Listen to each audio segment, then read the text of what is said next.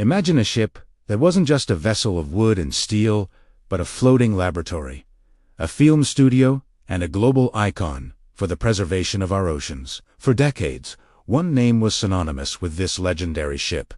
Captain Jacques Cousteau, and his ship, the Calypso, was his faithful partner in discovery, a witness to the wonders of the deep and a symbol for an entire generation. Today, we're diving into the untold story of the Calypso's final voyage, a story of a tragic accident, a captain's quiet grief, and the end of a magnificent era. For over 40 years, the Calypso sailed the world's oceans. A former British Royal Navy, it was transformed by Cousteau into a state-of-the-art oceanographic research vessel. From the vibrant coral reefs of the Red Sea to the icy waters of Antarctica, the Calypso was our window into a world few had ever seen. Hundreds of documentaries were filmed aboard its decks, bringing the mysteries of marine life into living rooms across the globe.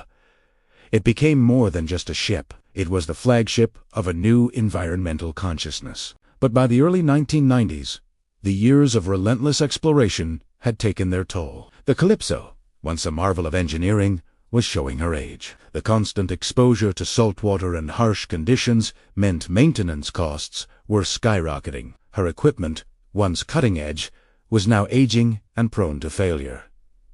Malfunctions became a regular occurrence. Friends and colleagues suggested it was time to retire the old ship to find a more modern, reliable replacement. But Cousteau would never hear of it. To him, replacing the Calypso was unthinkable. It wasn't just a work vehicle or a tool for his trade. It was a part of his family, a repository of memories, a companion that had shared his greatest triumphs and darkest challenges. Every scratch on its hull, every worn-out piece of equipment, told a story of adventure and discovery. The Calypso was intertwined with his very identity. The fateful day came on January 8, 1996. The Calypso was moored in the bustling port of Singapore, preparing for yet another expedition, this time to the Mekong River. It was an ordinary day, filled with the usual sounds of a busy harbor. No one could have predicted the disaster that was about to unfold. A barge, being maneuvered by a tugboat nearby, suddenly went astray. It was a seemingly minor incident, the kind of bump that happens daily in crowded ports, but fate had a cruel twist in store. The barge struck the Calypso's side at a disastrously perfect angle. The impact, which might have been harmless to a modern steel hull, was devastating to the Calypso's old wooden frame. A sickening crack echoed through the water as a large breach was torn open below the waterline. The sea, which the Calypso had so gracefully explored for decades, now rushed in with unforgiving force. Chaos erupted. Alarms blared as the crew realized the ship was taking on water at an alarming rate. Dockworkers and technicians rushed to help, desperate to save the legendary vessel. Powerful pumps were activated, their engines roaring to life as they began the battle to push the water back out. For a few frantic minutes, there was hope. The crew worked tirelessly, believing they could contain the damage and keep the ship afloat. But the breach was far worse than anyone had anticipated. The water poured in faster than the pumps could drain it. The engine room, the very heart of the ship, began to flood rapidly. The rising water level soon reached the pump motors, causing them to sputter and die. A heavy silence fell, broken only by the sound of water rushing into the dying ship. The Calypso began to list heavily to port, its proud deck tilting toward the sea. The fight was over. The fate of the Calypso had been sealed. Halfway across the world, the news reached Captain Cousteau. Those who broke the news to him tried to soften the blow, telling him the ship hadn't completely sunk, but had simply become submerged, resting on the harbor floor. Cousteau listened, and then fell into a deep silence. His family and close associates would later describe this silence not as one of shock or disbelief, but of profound, quiet acceptance. It was as if he knew, deep down, that this day was inevitable. For Cousteau, the sinking of the Calypso was more than the loss of a ship.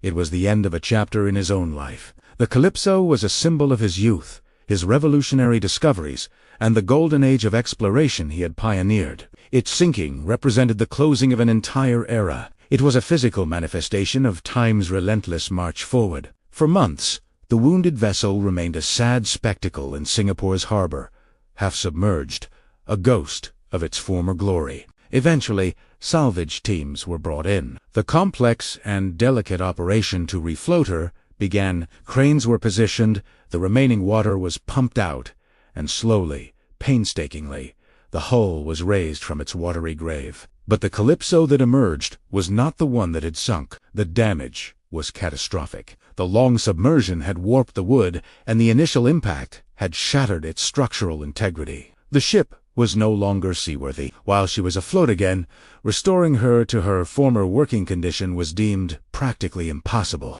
The cost would be astronomical. This tragedy coincided with a difficult period for Cousteau. The world of television was changing. The classic, contemplative documentary format that he had perfected was falling out of favor, replaced by faster-paced, more sensational programming. Sponsorships, which had funded his expeditions for years, began to dwindle. The financial challenges of both his work and the potential restoration of the Calypso mounted. In the aftermath, the future of the salvaged hull became a topic of intense debate. What should be done with a wreck of this icon? Many argued for a full restoration, a return to her former glory. Fundraisers were launched, and passionate pleas were made to save the ship. Others proposed turning her into a permanent museum, a stationary tribute to Cousteau's legacy. Plans were drawn, and discussions were held.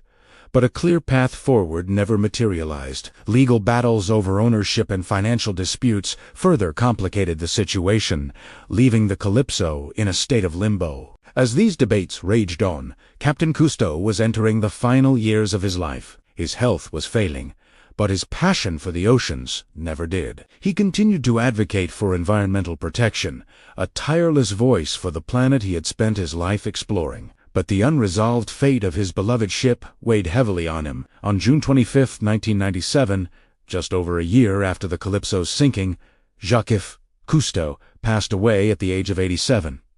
The captain was gone, and his ship was still a broken wreck, her future more uncertain than ever. The story of the Calypso's demise is so much more than just a maritime accident. It is a powerful allegory for the end of an era. The ship that had opened the world's eyes to the oceans, wonders that had pioneered underwater filmmaking and inspired a global environmental movement, ironically ended its life as an abandoned casualty in an age of rapid technological change and shifting priorities. Today, the Calypso's story remains unfinished. For years, its disassembled parts sat in a warehouse in France, caught in a web of legal and financial tangles. Various restoration projects have been started and stopped over the years, with parts of the hull being partially repaired, only to be left to decay again. The dream of seeing the Calypso sail the seas once more, or even rest peacefully as a museum, has never been fully realized. She has never been returned to the state she was in during Cousteau's lifetime. The sinking of the Calypso wasn't a loud, explosive end, but a quiet, somber descent. It symbolizes the fading of a particular kind of spirit, a spirit of pure exploration, of patient observation, and of a deep personal connection to the natural world. It marks the moment when a legend of the 20th century quietly slipped beneath the waves, leaving behind a legacy that continues to inspire us, and the ghost of a ship that continues to capture our imagination. Thank you for joining us on this journey into the final days of the legendary Calypso. If you found this story as compelling as we did, please hit that like button and subscribe for more stories about the incredible history that shapes our world. We'll see you in the next video.